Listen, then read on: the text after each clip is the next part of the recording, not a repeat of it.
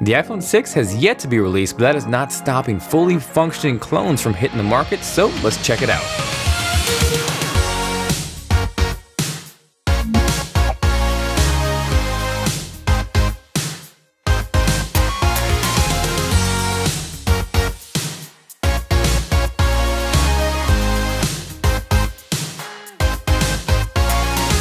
Hey guys, Jonathan here with TLD. Hope you guys are doing well. I am back with a very interesting unboxing to say the least. As many of you guys are aware, we're still about a month, maybe two away from the release of Apple's upcoming iPhone 6, but right here in front of me, I have a fully functional iPhone 6 clone that even says iPhone 6 right smack on the box. Just gotta give it a little shake and bake because this box is fighting me on getting it open, but I really found this interesting because if anybody has seen my good buddy Michael's The Detroit Borgs unboxing, his actually came in an iPhone 5 box, so I was pretty surprised when I saw iPhone 6 stamped on the side. So taking a look at the back, you can see it's very consistent in terms of what we've seen so far compared against the dummy mock-ups that leaked earlier this year, the big difference here being obviously it turns on and it functions. So because of those similarities and a few production parts that have leaked recently, I think it's fairly safe to say that this is essentially what the iPhone 6 will look like, give or take. I also just received a handful of iPhone 6 cases from Spigen, which may or may not add credibility to the whole leak and mock-up design, but regardless, if you guys are interested in checking those out, let me know by hitting that like button.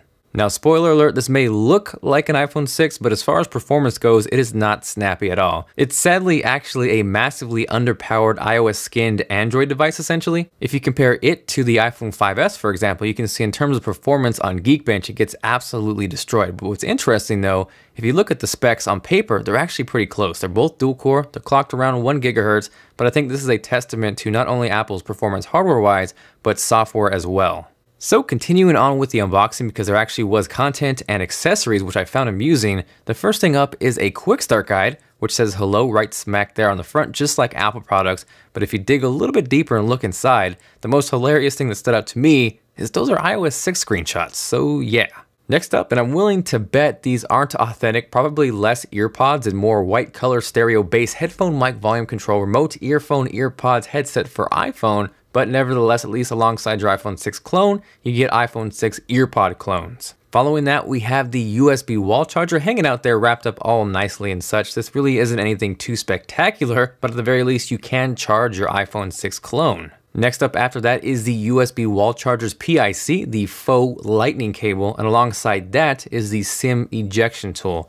Now obviously I'm not going to bank on the lightning cable being authentic either, but at the very least it was still pretty cool that they included the entire package like you would get with an iPhone.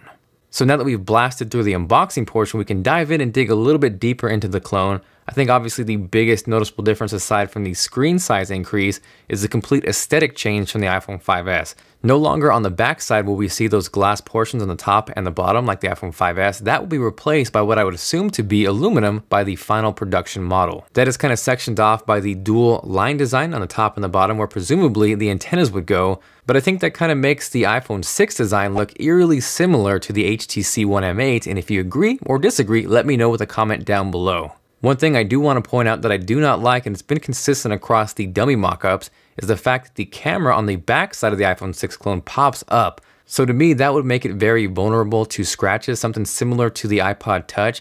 I know it's probably going to be sapphire coated, but at the very least, why would you want to increase chances of damaging one of the most important pieces on your phone? You can also see different aside from the iPhone 5S, the Apple logo on the iPhone 6 clone is actually indented and recessed in there, much like we saw on the iPad mini with Retina display and iPad Air.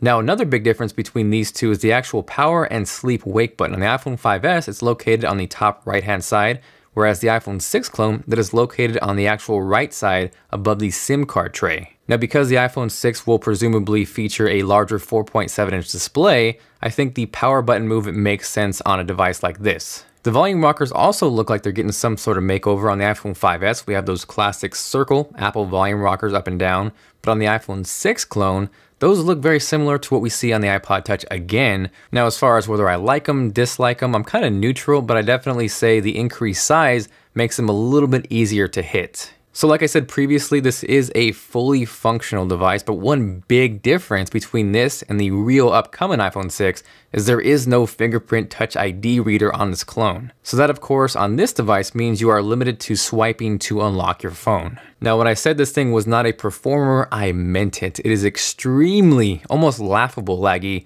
and I almost want to go out kind of your average consumer style and go kind of bring this to people out in public and kind of get their feelings on how it performs, maybe even see if they notice the apparent lag compared to a current iPhone or even Android device. And if that's something you want to see, definitely let me know. So like I also previously talked about, this essentially is an iOS skinned Android device, and bits and pieces of Android creep out here and there. For example, if you hold down the home button, normally where you would get Siri on an iPhone, on this you get Google Now, which to me is a kind of an upgrade, and I would prefer if I could do that on an actual iPhone. One thing I did notice, and again, if you did watch Detroit Borg's video, it is extremely hard to access the control center on this iPhone 6 clone. Sometimes it almost feels impossible, but I actually got it down almost to a science where if you hold your thumb right there between the bezel and the screen, and then you slide up, you can kind of feel it vibrate, and then you can nail it every single time. Now I know I'm going to get tons of questions of where can I buy this, and I want to tell you with a giant warning sign, do not buy this for anything more than purely entertainment. This particular one you can pick up on Chinese websites from anywhere from 160 to 200 bucks. I know as of August 1st, Goophone will be releasing their clone version of the iPhone 6. But honestly, as you can see from performance, you're not getting anything that you would really want on an iPhone, and at this price for a little bit more, you can get a Nexus 5. Or if you can find it, you can get something like the OnePlus One, which is going to absolutely destroy this in performance and overall just usability. I did get a chance to do a little bit of gaming on this iPhone 6 clone, and it wasn't as bad or as terrible as I would have imagined, but the actual touch screen wasn't really responsive, and it kind of hindered the gameplay and overall enjoyment at times. Regardless, it did give me insights and a better look of what the 4.7-inch iPhone 6 will look like. I do really enjoy watching movies and media on a screen size like this. Honestly, my ideal screen size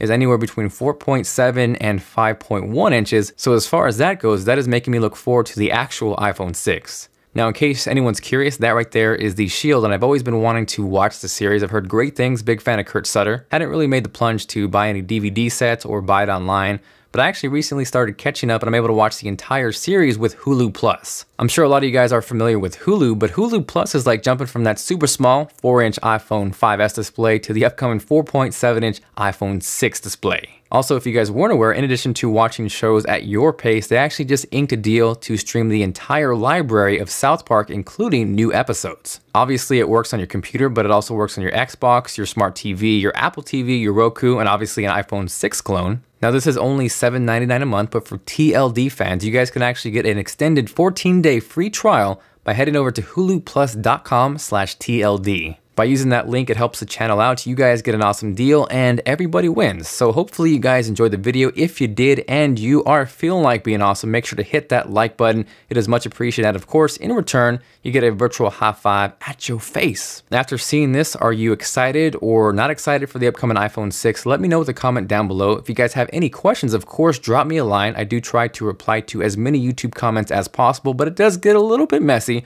So the absolute best way to get in contact with me is on Twitter at TLD Today, which is linked below, along with all the gear that I use to make these videos. Aside from that, again, this is Jonathan, and I will see you guys later.